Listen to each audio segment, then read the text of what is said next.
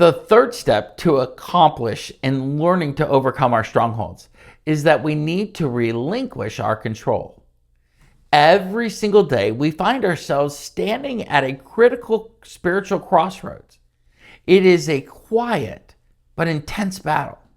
Our thinking versus God's thinking. The Apostle Paul gave us the ultimate blueprint for this layout when he declared in Galatians, I am crucified with Christ. You know, we want to take and allow Christ to live in us, but we first must get ourselves out of the way. He followed that up with a powerful practical reality in 1 Corinthians. He says, I die daily. Surrender is not a one-time event at an altar. It is a repetitive, conscious, daily choice to step out of the driver's seat. 25 years ago, I reached a definite breaking point in my life. I went down to the altar completely exhausted and said, I am done.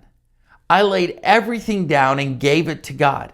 In that moment of total relinquishment, his response wasn't that he was going to take everything away and remove my responsibility, but rather it was like he whispered to me and said, now I am ready to allow you to walk in my spirit and allow me to handle it through you.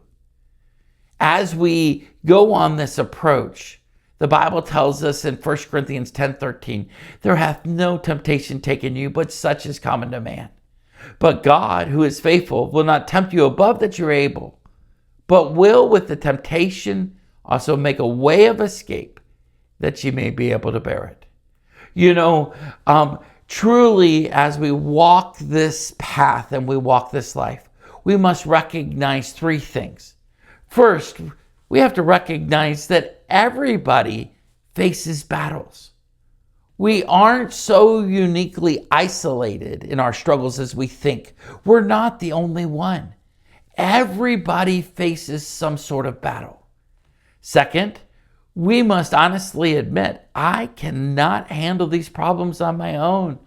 They are too much for me. I can't do this. But the third realization is where our hope lies. God always provides the escape if we choose to relinquish ourselves and allow Him to take the control.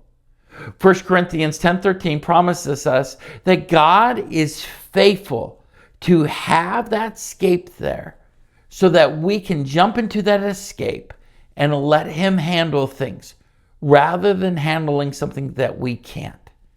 The danger occurs when we try to manufacture our own exits.